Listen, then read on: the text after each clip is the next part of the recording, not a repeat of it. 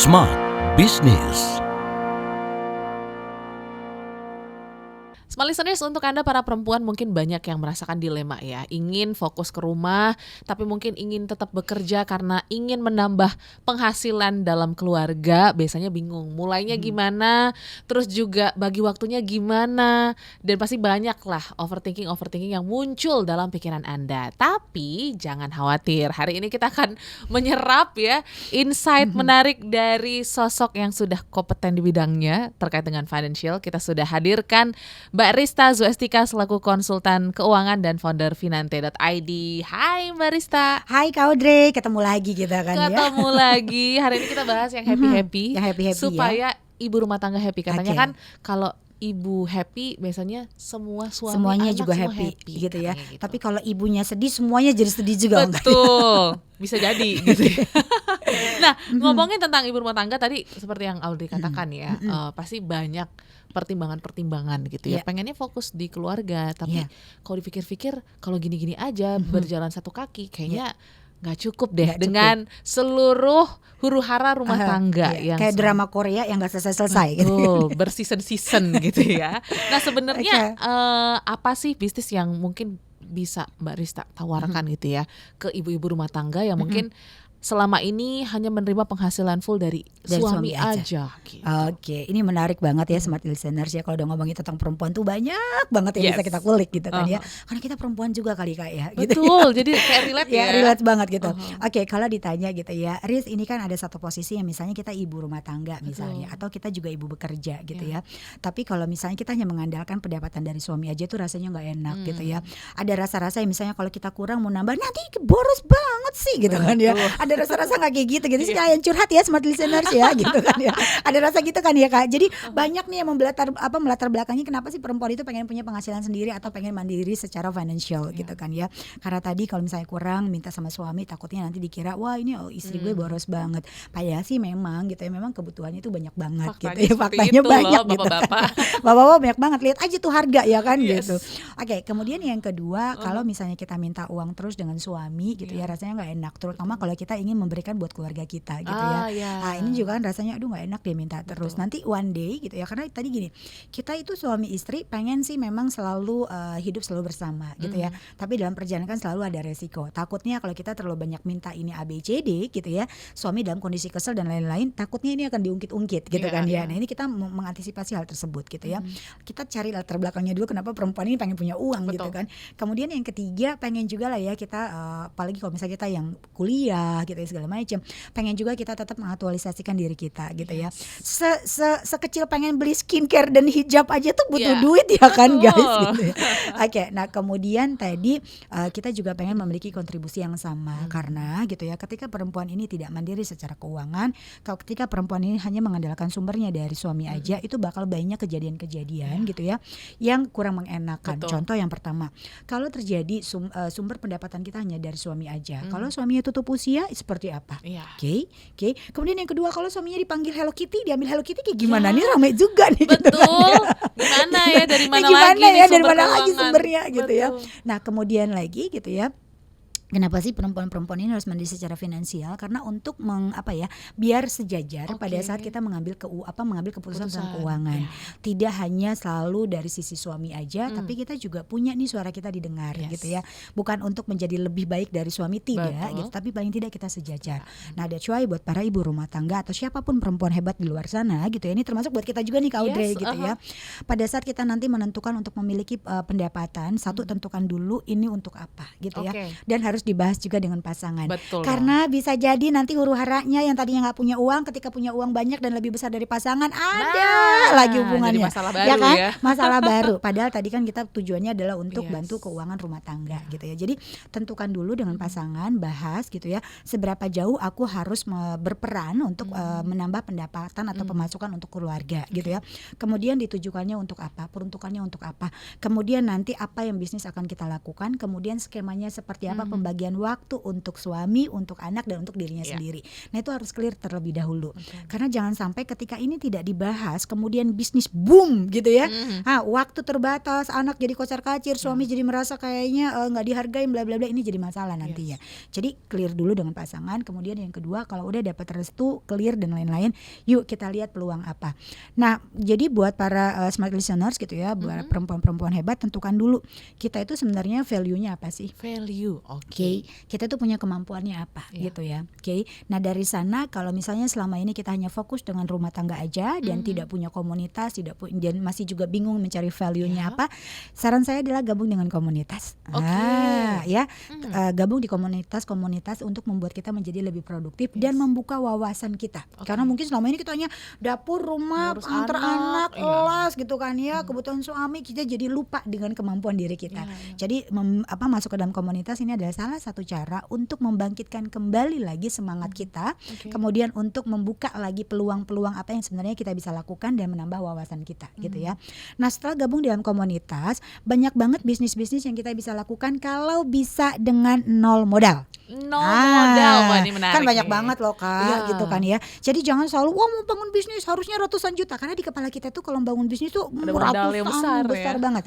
Padahal saat ini dengan adanya dunia digital saat ini gitu ya, banyak banget yang kita bisa mulai bisnis dengan nol modal gitu ya. Contoh yang pertama, kalau kita belum terbiasa bisnis, kita belajar bisnisnya dengan melakukan membantu menjualkan produk orang dulu. Apa tuh namanya? Affiliate gitu kan ya.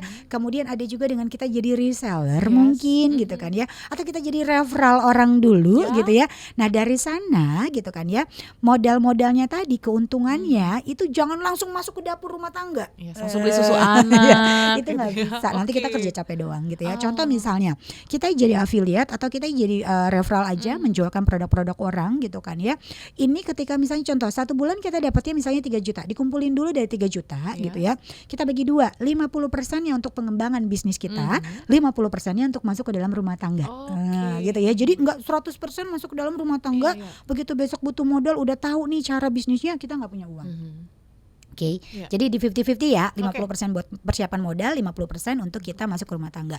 Begitu terus, kemudian kalau misalnya kita memang punya waktu, affiliate-nya bukan hanya 1 atau 2 jenis produk, tapi berbagai macam. Nah, tadi uang 50% yang untuk pengembangan bisnis kita pakai nih Mbak. Kan tadi ya dapatnya 3 juta, 1,5 juta. Ambil 500 ribunya, 1 jutanya kita tabungin dulu. 500 ribunya ambil untuk kita investasi. Investasi apa? Leher ke atas.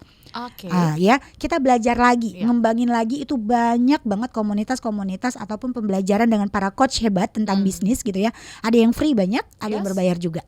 Gitu ya. Kalau bisa ini kita tambah terus nih investasinya, karena dari sini itu bakal keluar ide-ide hebat untuk kita ngembangin bisnisnya. Gitu ya. Enggak masalah kita datang ke pertemuan ABCD, mau yang gratis mau yang berbayar, itu investasi leher ke atas.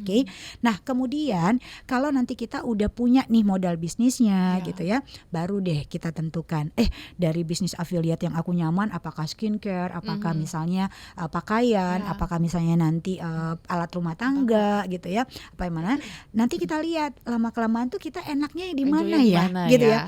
Apakah kita enjoynya di skincare, apakah kita enjoynya di baju gitu ya, apakah kita enjoynya di makanan. Nah, itu nanti akan kebentuk dengan sendirinya. Jadi langkah mudahnya adalah satu, tentukan dulu gitu ya, apa value yang kita punya, gabung dalam komunitas, mulai dengan modal nol dulu, belajar dulu gitu ya. Setelah ada keuntungan gitu ya, jangan dipakai langsung semuanya buat rumah tangga, tapi dibagi 2, tapi ada juga spare untuk kita nambah ilmu buat kita jadi lebih baik lagi. Kurang lebih begitu sih tahap awalnya. Kalau bisnis, mulailah bisnis dengan yang nol modal terlebih dahulu. Gitu. Sekarang sangat mudah gitu ya untuk memulainya. Cuman yang mungkin sulit ketika proses diskusi tadi itu Mbak Rista ya. Karena kan pasti kita harus minta restu dulu.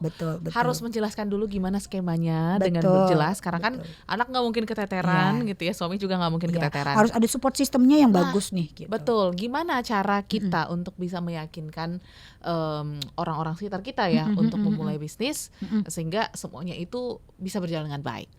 Nah ini yang paling susah adalah untuk mencari support system kita gitu ya. Kadang kalau suami bilang, Pak boleh nggak sih kalau misalnya kita aku dari rumah nih, tapi aku mulai bisnis kecil-kecilan, tapi aku janji deh aku nggak akan lantarin kamu, aku nggak akan ganggu anak-anak, aku nggak akan gini. Ya suami pasti bilang ya udah terserah kamu aja, yang penting tadi tugas kamu sebagai istri, sebagai ibu itu jangan lupa gitu ya. Nah kemudian gitu ya, tadi kita lihat dulu nih, kalau aku itu bermain dengan time management gitu ya. Kan kita itu sibuknya dari Senin sampai Jumat gitu kan ya, karena anak-anak sekolah nih gitu kan ya. Ini yang aku lakukan dulu nih Kak gitu, karena perempuan itu kadang-kadang setiap habis melahirkan berhenti kerja gitu. Jadi bolak-balik nih kalau di rumah mau ngapain lagi gitu ya. Nah jadi yang aku lakukan kita bermain dengan time management gitu ya. Jadi biasanya kalau berdasarkan pengalaman pribadi aku gitu ya Kak Audrey, aku meyakinkan kepada pasangan, aku selalu bilang dari Senin sampai Jumat gitu ya, aku akan mengatur waktuku begini. Misalnya gini, aku lihat nih jadwal anak-anak atau jadwal suami yang tidak terlalu padat gitu kan ya. Tidak terlalu padat itu waktu aku untuk maksimalin, entah aku nanti mulai bisnis atau aku nanti belajar dulu gitu kan ya. Jadi dari Senin sampai Jumat aku bermain misalnya, suami itu pergi dari jam 8 gitu ya, pulang nanti jam 5 sore. Oke, berarti aman ya gitu. Gak ada nih huru-hara ngurusin suami. Tapi kalau misalnya anak gitu ya, anak itu kan misalnya dari hari Senin sampai Rabu hektik gitu ya. Nah, kalau Kamis Jumat itu gak terlalu hektik gitu ya. Setelah mereka berangkat, aku punya waktu nih sebelum aku jemput mereka di jam 12 gitu ya. Mereka berangkat dari jam 7, berarti aku ada waktu dari jam 8 sampai jam 11 sebelum aku jemput anak di jam 12. Jadi aku 3 jam itu aku manfaatin untuk aku ngembangin diri aku atau aku jualan. Gitu ya. Nih di sini. Tapi kalau untuk Sabtu Minggu gitu ya, itu untuk areanya keluarga. Jadi ditentuin dari Senin sampai Jumat itu berapa lama waktu yang mau kami ambil dan berapa hari yang mau kamu gunakan. Gitu. Nah, dari sini kalau terjadi memang bisnis kita itu banyak, makin berkembang, otomatis kita harus bahas lagi dengan pasangan. Ternyata nih gitu ya. Suami itu paling mudah untuk kita ajak negosiasi dan diskusi ketika ada hitam di atas putih angkanya. Oke, dan hasilnya kelihatan ada hasilnya kelihatan ya, dan hitungan kita itu rapi, kemudian bisnis plan kita tuh walaupun kecil-kecilan tapi itu juga clear gitu, dan biasa suami pasti akan support. Tapi kalau misalnya dilihat hasilnya nggak ada, terus kita ditanya hasilnya mana, loh itu kemarin aku tuh beli itu pakai hasil ini loh, tapi kan kita nggak tahu. Karena gitu. Logik ya. Tapi kalau misalnya ada catatannya, ada perhitungannya, ada perkembangan dan prosesnya, suami juga pasti akan support. Bisa jadi wah ternyata istriku lebih oke nih berbisnis, jago juga nih gitu ya. Jadi itu yang biasa aku lakukan. Jadi aku menentukan hari apa, kemudian berapa jam yang mau aku gunakan sehingga tidak mengganggu urusan suami ataupun anak-anak. Gitu ya. Sabtu Minggu full untuk anak-anak gitu ya. Tapi ketika nanti ada pertumbuhan harus dibesarkan lagi. Apakah harus ada mbak di rumah misalnya? Apakah aku harus panggil Bu lagi ngapain Bu? Gak sibuk kan, boleh ke rumah nggak, titip boleh nggak Bu gitu. Nah kan itu ya. Tapi kita harus menjelaskan sebenarnya tujuan kita itu untuk apa gitu. Karena kebanyakan juga gitu ya, banyak orang tua ngelihat atau misalnya suami kita ngelihat nih bisnisnya nggak nguntung tapi pergi keluar terus ke rumah gitu ya, main-main healing pakai dress kotan foto gitu. Nah, jadi takutnya negatif thinking ngelihatnya gitu. Kurang lebih begitu sih Kak. Oke, jadi tips yang sangat singkat dan juga mungkin bisa Anda terapkan semua listeners ya, yang mungkin untuk para ibu-ibu yang masih takut-takut, coba discuss dulu gitu ya. Luapkan aja dulu ya perasaannya dan keinginannya. Sehingga nanti dengan berjalannya waktu Anda juga bisa membuktikan bahwa memang Anda bisa untuk menjalankan bisnis dan mengelola rumah tangga. Yes, betul. Itu. Dan kalau bisa juga nanti pada saat ada pemasukan dari bisnisnya itu dipisah antara rekening rumah tangga sama rekening bisnis gitu. Karena selama ini Kak kurang lebih hampir 5 tahun saya turun di keuangan bisnis gitu kan ya, mendampingi dengan berbagai macam gitu kayak menjadi coach bisnis juga. Kebanyakan para pembisnis kita baik UMKM gitu ya, baik di levelnya kecil, menengah ataupun sedang, itu sulit sekali untuk naik level berikutnya karena tidak melakukan pencatatan bisnis, tidak melakukan pemisahan keuangan bisnis dan menganggap ketika kita sebagai pemilik bisnisnya ya udah gampang banget uang kita ambil. Nah itu akhirnya membuat bisnis kita jadi nggak bertumbuh.